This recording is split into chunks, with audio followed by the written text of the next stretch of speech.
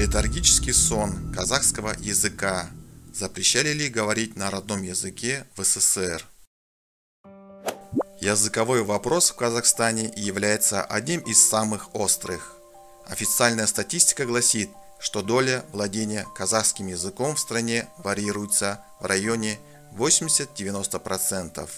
Однако многие эксперты опровергают данные цифры.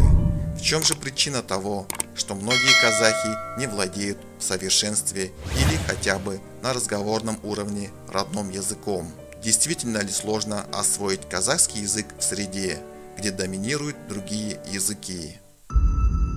Казахский не сложнее китайского. Бытует мнение, что казахский язык является сложным для изучения, так как он является достаточно молодым. Историки относят формирование казахского языка к XIV-XVII векам нашего века.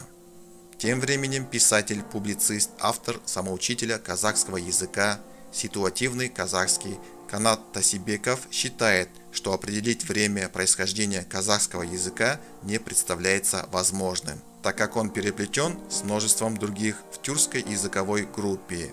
При этом эксперт отмечает, что казахский язык является стабильным, то есть практически не подверженным изменениям. Касательно сложности изучения казахского языка, Канат Тасибеков высказался, что однозначного ответа на данный вопрос нет.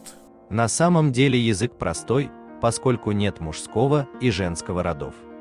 Язык агглютинативный, то есть слова образуются по типу нанизывания бусинок на ниточку, то есть прибавлением, склеиванием, и целое предложение может быть переведено в одно слово всего лишь.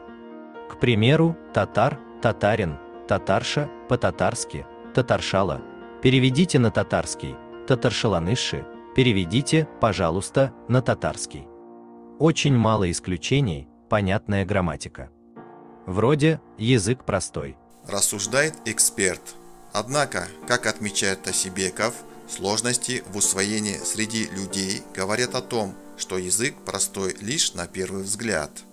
В чем его сложность, я еще для себя не сформулировал. Я уже давно занимаюсь языком, вижу, что есть какая-то сложность в усвоении, но в чем именно она заключается, пока сформулировать не получается. На первый взгляд можно сказать то, что вот в тюркских языках текст очень сильно зависит от контекста, то есть значение слова зависит от контекста, в котором оно употребляется. Вторая сложность в том, что язык очень образный, поэтичный. Для того, чтобы говорить на нем, нужно говорить правильно и красиво, косноязычие плохо воспринимается. Считает Тасибеков. Еще один эксперт, филолог Назгуль Кожабекова уверена, что никакие сложности не могут стать препятствием, если есть искреннее желание овладеть языком. В изучении любого языка есть свои сложности. Казахский не сложнее китайского или японского, но и их люди учат. Вопрос лишь в мотивированности. Высказалась она. Казахский язык уснул, чтобы выжить. Бесспорным периодом вытеснения родного языка из жизни казахов эксперт Канат Тасибеков уверенно называет годы советской власти. Положение казахского языка в то время он сравнил с падением в анабиоз некоторых животных для выживания в неблагоприятных условиях. Лучшие умы Казахстана, тот же великий поэт Алжас Сулейменов, творил на русском языке, при этом у него все образы в произведениях были исконно казахскими. Все наши ученые, например, Каныш Сатпаев и так далее, тоже писали на русском языке.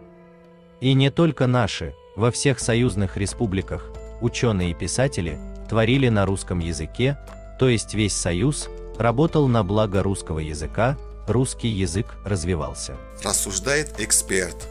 При этом с наступлением благоприятных условий казахский язык также, как и бывает в природе, вышел из летаргического сна и снова начал жить и развиваться, отмечает писатель. Будущее казахского языка в наших руках. В завершение хочется привести слова великого казахского поэта и философа Асан Кайга. Надандықтың белгісі тілін алмау білгенің, что переводится как признак невежества, незнания родного языка.